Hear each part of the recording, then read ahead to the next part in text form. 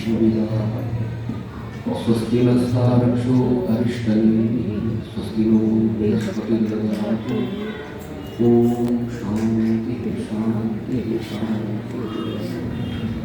नारायणं नमस्कृत्य नरं चैव नरोत्तमं देवीं सरस्वतीं व्यासं ततो जयमुदीरये।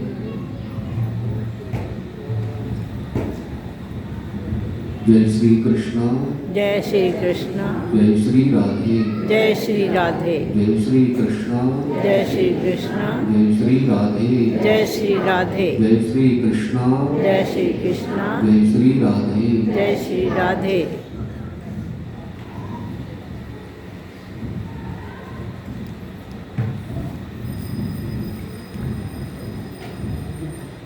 मंचासीन विराजमान परमादरणीय परम श्रद्धेय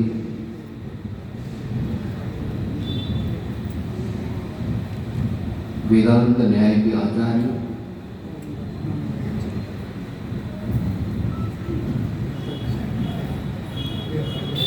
भगवत धाम के परमाध्यक्ष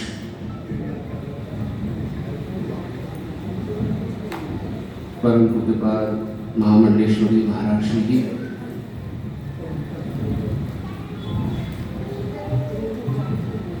परम आदरणीय परम श्रद्धेय श्री अनंत प्रेम मंदिर की परमाध्यक्षा गीता स्वरूपा गीता में महाराज श्री जी,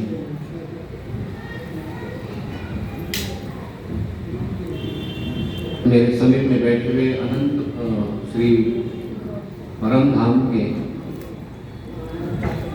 महाराज श्री जी के अनन्य भक्त अनन्य सेवक महाराज श्री जी,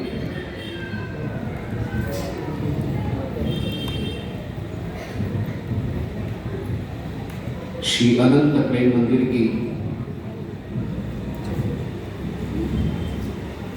साधना में सेवा में रत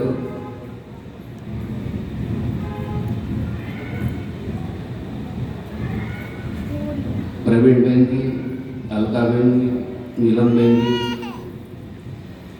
साधना में रत सभी अनंत प्रेम मंदिर की सभी देवियां मंच का सुचारू से संचालन कर रहे हैं श्री कृष्ण राजपाल जी एवं भगवत चरणानुरागी भक्तजन, बड़ी सुंदर दिव्य चर्चा आप श्रवण करें।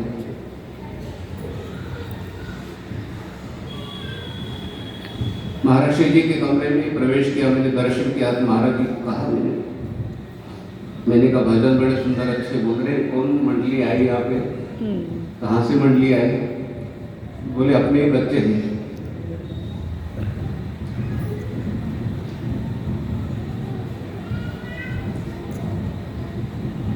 तो जिस समय यहाँ पर प्रवेश किया उस समय एक सेवक बोलने लगे, बोले हमारे आवाज तो ठीक नहीं है लेकिन हम भीतर से गाते हैं। मैं कहता हूं आवाज ही नहीं, आप श्रद्धा और भक्ति की निष्ठा के साथ में गुरुदेव के लिए गा रहे हैं, आपकी वाणी वैसे ही मधुर हो जाती है। और इस समय आप गा रहे थे तो ऐसा लग रहा था कि हम वृंदावन में बैठे हैं और माँ के भजन बोल रहे तो वैष्णवी दरबार में हम जाकर गा रहे हैं, ऐसा लग रहा है। और जिस समय महाराज श्री जी के भजन बोल रहे हैं तो हम हरिद्वार में पहुंचे हैं, तो हमें यहाँ बैठे बैठे वैष्णवी माता का, वृंदावन का, हरिद्वार का, सभी जगह का हमें दर्शन हो।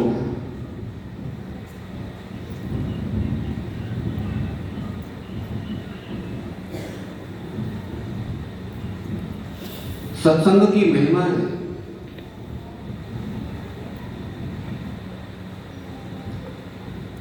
सत्संग के द्वारा हमें 3 योग प्राप्त हो जाते हैं। जिसमें आप घर से चलते हो तो कर्म योग हो जाता है। यहाँ आने के बाद महर्षि जी का, मूर्तियों का, विग्रहों का दर्शन करते हो तो भक्ति योग हो जाता है। और जिस समय आप सत्संग श्रवण करते हो तो आपको ज्ञान योग की प्राप्ति हो जाती है। भक्ति के साथ में ज्ञान और वैराग्य की आवश्यकता है। ध्रुव ने साक्षात भगवान का दर्शन कर लिया था, साथ में ज्ञान और वैराग्य न होने के कारण ध्रुव विचलित हो गए थे। गंधर्व को मार रहे थे, तब मनु महाराज जी ने हाथ पकड़ा, ध्रुव तुम्हारे लिए शोभा नहीं देता है। भक्ति के साथ में ज्ञान और वैराग्य चाहिए। श्रीमद् भागवत जी का आप श्रवण करते हो, वृंदावन में नारद मुनि ने दृश्य देखा, भक्ति देवी बैठी है और ज्ञान वैराग्य वहां पर मूर्छित अवस्था में है।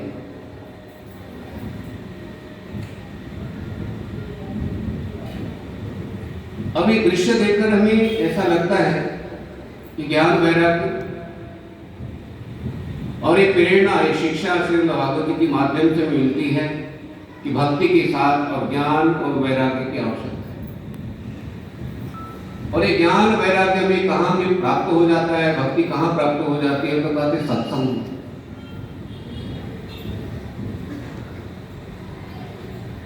श्रीमद् भागवत जी का श्रवण करने के बाद में वहां पर भक्ति प्रकट हो गई, ज्ञान प्रकट हो गया, वैराग्य प्रकट हो गया।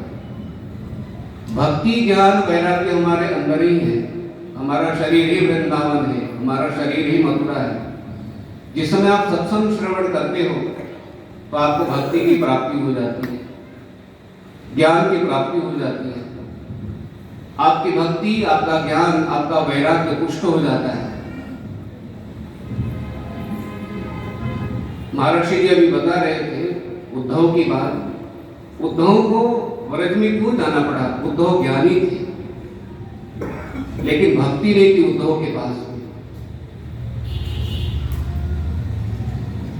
भक्ति की पूर्णता ज्ञान से और ज्ञान की पूर्णता भक्ति से।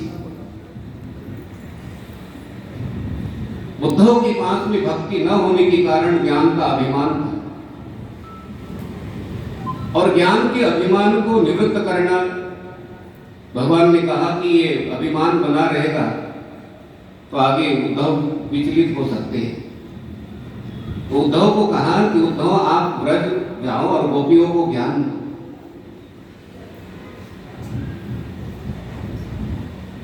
भगवान एक दिन भोजन कर रहे थे, भोजन करते समय आंखों से झरझर झरझर अश्रुधारा बह रही थी। उद्धव ने कहा कि बोले प्रभु मेरे भोजन परोसने में, सेवा करने में कोई कमी है? आप तो यहाँ के राजा हो।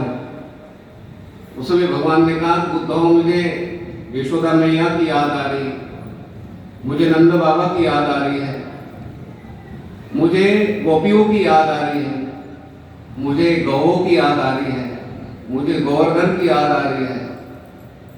उद्धव को लगा कि भगवान गौओं की, वृंदावन की, गोवर्धन की याद कर रहे हैं, नंद बाबा की याद कर रहे हैं, भगवान को क्या नहीं है। भगवान ने कहा कि उद्धव आप ब्रज जाओ, ब्रज में जाओ और गोपियों को ज्ञान दो। उद्धव को ब्रज में क्यों जाना पड़ा? उद्धव के पास में भक्ति नहीं, प्रेम नहीं था। ज्ञान हो और भक्ति न हो तो ज्ञान का अभिमान हो जाता है। उद्धव को लगा कि मैं ज्ञान में निष्णात हूं, विद्वान हूं, और मैं गोपियों को ज्ञान देने जाऊंगा, गोपियां समझेगी नहीं समझेगी। ये वृंदावन की गोपियां, व्रज की गोपियां सामान्य नहीं है। ये वेद की ऋचाएं हैं, वेद के मंत्र हैं। मंत्रों ने, ऋचाओं ने विचार किया कि हम तो परमात्मा का वर्णन करते करते करते थक गई है, हम तो मूर्तिमान होकर भगवान के सन्निधि में रहेंगे।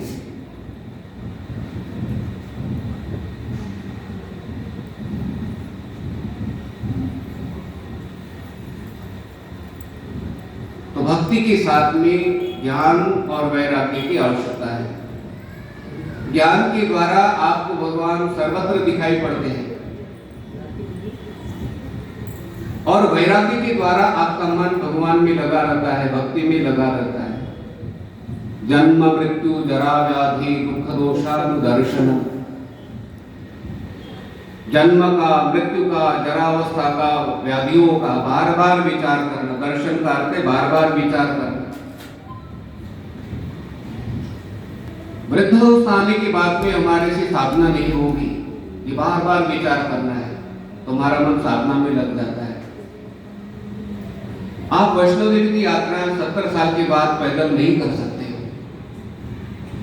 और कोई विचार करे पालकी में बैठ के करे तो वृद्धावस्था में पालकी में झटके बहुत लगते हैं, रोना आता है पालकी के अंदर बैठने पर। वृद्धावस्था में साधना नहीं हो पाती और ये सारे दृश्य देखकर कहते हैं जन्म मृत्यु जरा व्याधि, ये दृश्यों का बार बार विचार करना।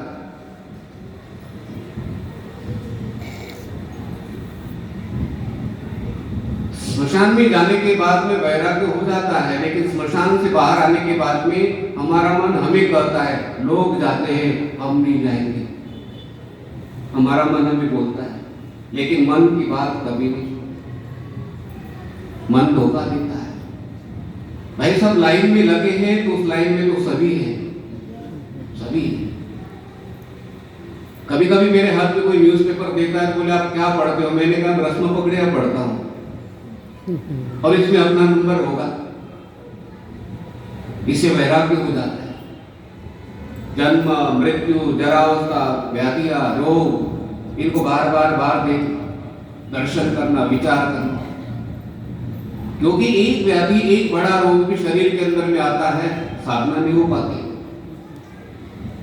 एक दांत का दर्द है, देखिए दांत का दर्द ऐसा, डॉक्टर के पास में बैठे डॉक्टर काम करने लगता है तो डॉक्टर का हाथ पकड़ने की इच्छा हो जाती है, कितना दर्द होता है। घर में आने के बाद में दर्द होता है। भाई उस समय, जिस समय दांत में दर्द और उस समय कोई हमारे हाथ में माला दे, पाठ करो, जप करो, मन लगेगा? ऐसा लगता है कि हमारे साथ कोई बात न करे। मैं एग्जाम्पल देता हूं।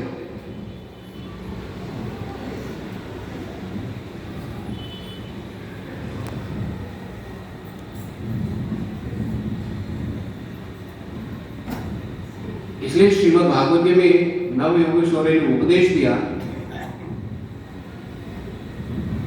दुर्लभो मानुषो देहो देही नाम क्षणभंगुरः। ये दुर्लभ मनुष्य शरीर है और साथ में क्षणभंगुर का है। और ये मनुष्य शरीर मिलने के बाद में भी तत्रापि दुर्लभम मन्ये वैकुंठ प्रिय दर्शनम। ये शरीर प्राप्त करने के बाद में भगवत प्राप्ति की इच्छा होगी, पता नहीं। मनुष्य शरीर प्राप्त करने के बाद भगवान का वैकुंठ धाम में कैसे दर्शन होगा? वैकुंठ धाम की प्राप्ति की इच्छा होगी, दर्शन की इच्छा होगी, बहुत जन्मों का पुण्य होता है, तब सात्विक इच्छा होती है। दुर्लभैव कथा लोके श्रीमद्भागवतोद्भवा कोटि जन्म समुत्थेन पुण्येनैव तु लभ्यते। कहते भगवान की कथा बहुत दुर्लभ है, अनेक जन्मों का, करोड़ों जन्मों का पुण्य होता है, तब हमें सत्संग श्रवण करने के लिए मिलता है। सब लोग सत्संग में नहीं बैठ सकते।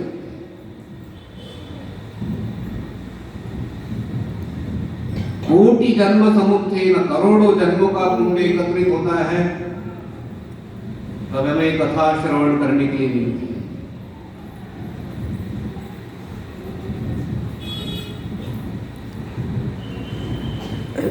मानव शरीर के द्वारा ही शुभ कर्म आप कर सकते हो, अन्य शरीरों के द्वारा नहीं। जैसे अभी बहुत दिव्य सुंदर दिव्य भजन बोल रहे थे, ऐसा भजन, ऐसा कीर्तन हमें स्वर्ग में नहीं मिलता। स्वर्ग के देवता भी इच्छा करते हैं कि हमें पृथ्वीलोक में जन्म मिले।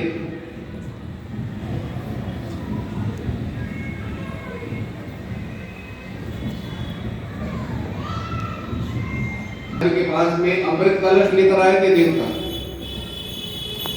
सुखदेव जी महाराज ने कहा कि कथा तो राजा परीक्षित ही श्रवण करेंगे, देवताओं का अधिकार नहीं है। देवताओं का अधिकार क्यों नहीं है? देवता लोग भक्ति नहीं कर सकते, जैसे आप कीर्तन कर सकते हो, सत्संग श्रवण कर सकते हो, तीर्थ यात्राएं कर सकते हो, भगवान का स्मरण कर सकते हो। देवता लोग ऐसे आराधना साधना नहीं कर सकते, इसलिए देवताओं का अधिकार नहीं।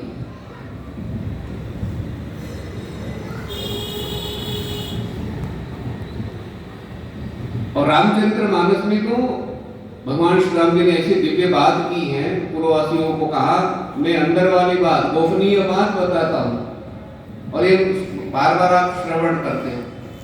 बड़े भाग मानुष तनु पावा, सुर दुर्लभ सब ग्रंथन ही गावा। सभी ग्रंथों ने गाया है कि मनुष्य शरीर बहुत भाग्य से प्राप्त हो जाता है।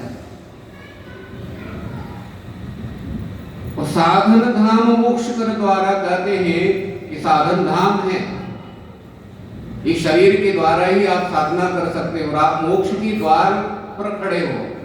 मनुष्य शरीर धारण करने का अर्थ मोक्ष के द्वार, बस मोक्ष के दरवाजे के पास आप खड़े हो। और एक बार कहते मनुष्य शरीर हाथ से निकल गया, फिर 84 लाख का चक्र पड़ता है। 84 लाख जन्म बोलना बड़ा आसान है, लेकिन एक एक जन्म में कितना कष्ट होता है।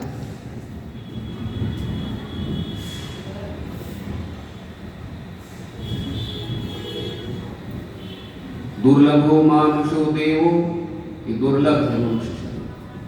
क्यों दुर्लभ है? तो कहते हैं 84 लाख जन्मों के बाद में ये मनुष्य शरीर मिला। और दूसरी शास्त्रकार ये बात करते हैं कि पुण्य और पाप कर्म समान हो जाते हैं तभी मनुष्य शरीर मिलता है।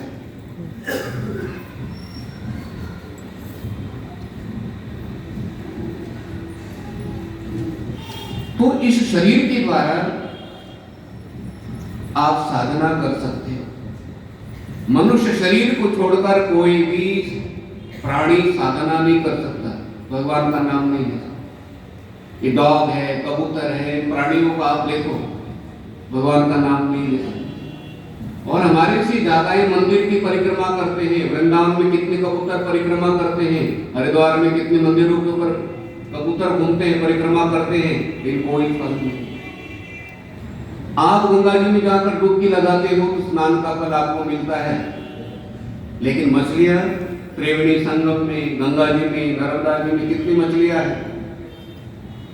वशिष्ठ महाराज दिलीप राजा को कहते कि राजन, स्नान का फल तो मनुष्य शरीर में ही मिलता है, अन्य शरीरों में नहीं। वो तो भोग जन्म में, एक जन्म में से दूसरे जन्म में वो प्राणी जा रहे हैं। और इस शरीर को सामान्य नहीं समझना। इस शरीर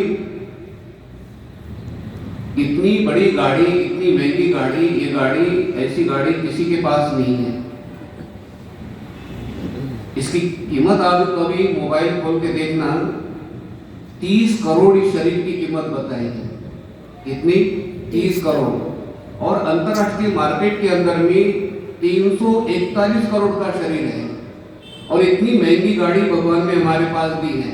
इतनी महंगी गाड़ी किसी के पास में है? इतनी महंगी गाड़ी अभी कोई देगा? 342 करोड़ की, 42 342 करोड़ की गाड़ी है भगवान ने हमें दी है। लेकिन देही नाम क्षणभंगुर अकाति। क्षणभंगुर क्यों कहा? हर चीज की गारंटी वारंटी मिलती है। आप फ्रिज ले लो, एसी ले लो, उसके साथ में कागज मिल जाता है, बुक मिल जाती है। 1 साल तक कुछ भी हो गया जिम्मेवारी कंपनी लेता है। लेकिन इस शरीर की निश्वास है, नहीं विश्वास, कदा रुको भविष्यति। ये प्राण बाहर आए, रुक गए, विश्वास नहीं कर सकते, अंदर रुक गए, विश्वास नहीं कर सकते। इसलिए प्रहलाद जी कहते हैं बाल्य कौमार आचरे प्राप्त। बाल्यावस्था से ही कहते साधना करनी चाहिए, बाल्यावस्था से ही साधना करनी चाहिए।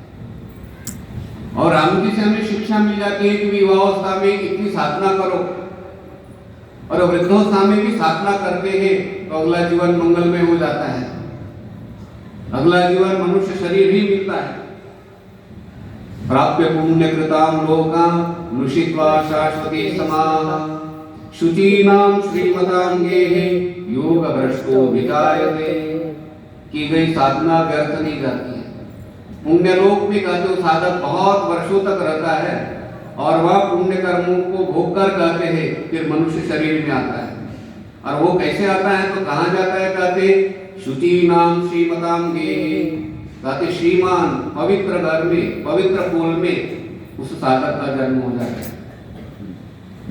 अब जो बड़े बड़े साधक हैं यहाँ पर प्रेम मंदिर में आते हैं जिनके घर में बालक हैं, पोता है पोती है, ये पूर्व जन्म में बहुत साधना की है। अब उनको एक जन्म में ज्यादा कुछ नहीं करना, बाल्यावस्था से साधना शुरू हो जाती है। तो प्रेम मंदिर में महर्षि जी के दर्शन के लिए गोदी में बालक लेकर आ रहे कि नहीं, वो कौन है? वो पिछली जन्म के साधक है। जहां से साधना छूटी थी वही से साधना शुरू हो जाती है।